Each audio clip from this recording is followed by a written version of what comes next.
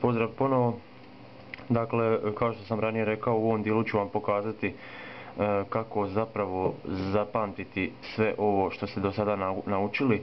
Dakle, vi ste do sada naučili metodu kojom ćete slagati Rubikovu kocku. Jedino mi još preostaje da vam pokažem zapravo kako zapamtiti sve te silne pozicije kockica nakon što kocku, da tako kažem, rasturite. Kao što vidite, ja sam kocku napravio tako da je donji red već složen, donja strana i cijeli prvi red, iz jednostavnog razloga zato što su, kao što vidite, ovaj tutorial već i onako jako dugo traje, ali drugog načina nije bilo, jednostavno, tako da ću pokušati skratiti barem na ovaj način i obratit ćemo samo dio kocke. Dakle, dosta ste naučili da je ovo privremena pozicija za rubove, a ova za kutove. Dakle, u privremenoj poziciji trenutno imamo plavo narančastu kockicu. Dakle, to je prva kockica koju ćete zapravo rješavati. Onako kako ja to pamtim, ja još uvijek radim ono što je najlakše početnicima. Postoji nekoliko metoda zapravo kako sve to zapamtiti. Najpopularnija među početnicima je metoda priče. Dakle, vi svakoj kockici zapravo u svake kockice uzmete po jedno slovo od boje. Dakle, plava je slovo P, a narančasta je slovo N. Dakle, imate P, N, jer uvijek čitate gornju, potom sa strane boju. Dakle, imate P, N. Od ta dva slova vi zapravo sastavite jednu riječ.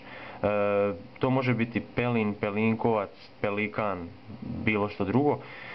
Dakle, svakoj kockici, s obzirom na to kako je ukrenuta, dajete jednu riječ. I tako i za sve kockice. Dakle, plavo narančasta kad dođe ovdje gdje treba, ona će biti pravilno složena, a na njeno mjesto će doći ova kockica. Dakle, na mjesto privremene pozicije će doći ta kockica. Dakle, u ovom slučaju P, N je, kažem, za mene recimo pelinkovac. Slažem nju. Dakle, idemo to složiti. Dakle, ovdje sad neću puno objašnjavati jer metodu sam objasnio ranije. Dakle, potez namještanja, permutacija.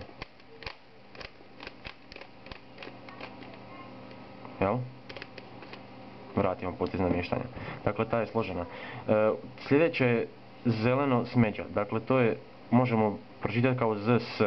ZS može biti zapis, zapisivati ili nešto drugo. Dakle, već imamo pelin i zapis. Dakle, to može biti prve dvije riječi priče. Dakle, idemo riješiti ovu.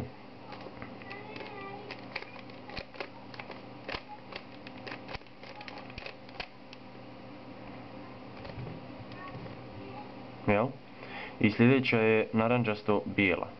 N, B. Znači, to može biti nabijač, nabijati ili nešto drugo.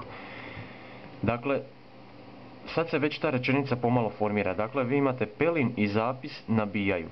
Šta to ili koga, to ćemo vidjeti dalje. Dakle, narančasto bijela. Dakle, narančasta ide tu.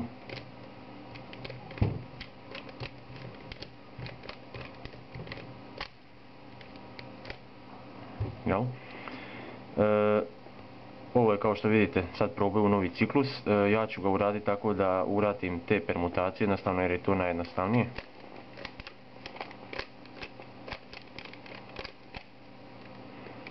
Ovu sam izbio. Sljedeća je narančasto zelena. NZ. U mom slučaju najčešće Novi Zeland. Dakle, slažem narančasto zelenu, ona mora doći tu. Znači, di tu, L.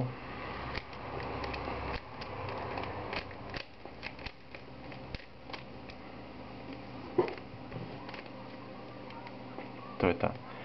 Sljedeća je plavo smeđa. Dakle, PS. Popis, popisivati, popisuje.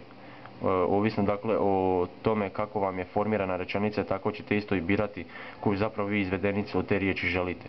Dakle, plavo smeđa ide na ovo mjesto ovdje. Dakle, plava mijenja plavu. Dakle, D, L prime.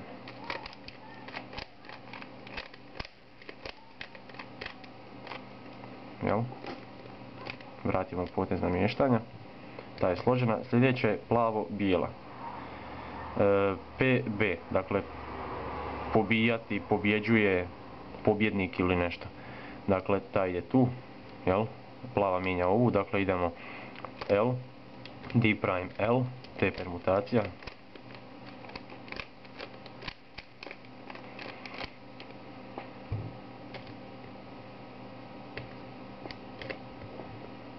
Složena.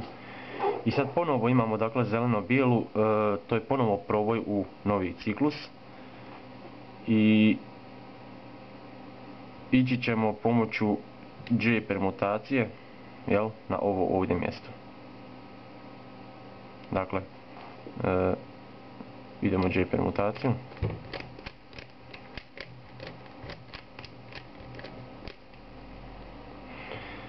To je to, dakle, sljedeća je smeđe bijela, dakle to može biti SB Slavonski Brod.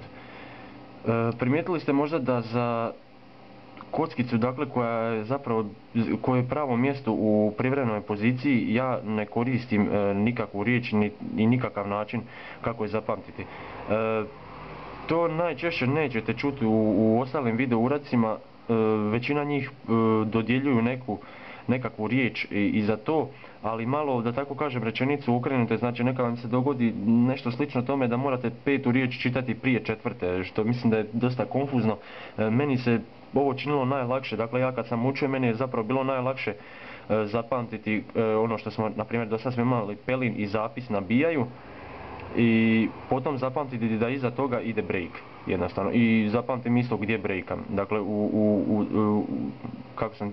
na hrvatski, dakle proboj da ide i gdje taj proboj, kako ću ga uraditi. Ja to jednostavno zapamtim u glavi, doslovno tako i nikako drugačije. Naravno, kasnije u sljedećem dijelu videa ću vam objasniti nekakve trikove i objasniti vam koje sve zapravo metode pamćenja postoje. Dakle, vi možda nećete raditi ovako kao ja, izabrat ćete nešto što vama najbolje odgovara, ali kažem, ja samo dajem ovdje primjere. Dakle, SB Slavonski Brod, dakle smeđa dolazi tu, dakle potez namještanja.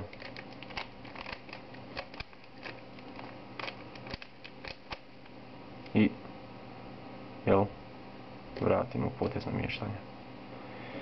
Dakle, to smo složili. Dakle, priča je išla ovako, pelin i zapis nabijaju, pelin i zapis nabijaju, potom je išao break sa T permutacijom, proboj, jel, u novi ciklus. Zatim Novi Zeland na popis koji pobjeđuje, potom je išao proboj u novi ciklus sa J permutacijom koji pobjeđuje Slavonski Brod. Dakle, to je jedna priča koju vi zapamtite. To je zapravo jedna rečenica koja je ovdje bila primjer samo za rubove.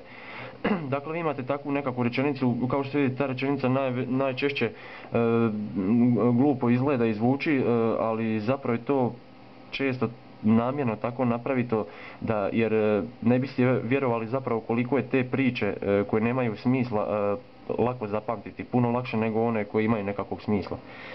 A zapravo, pošto vi nećete sad smišljati za svaku kockicu 30 riječi, jer uzet ćete 2-3, baš i nemate nekog izbora, jer priče jednostavno takve moraju biti. Sljedeće, dakle, objasnit ću kuteve. Neću sad rješavati posebno kuteve, jer, kažem, dugo to traje. Objasnit ću vam samo jednu stvar.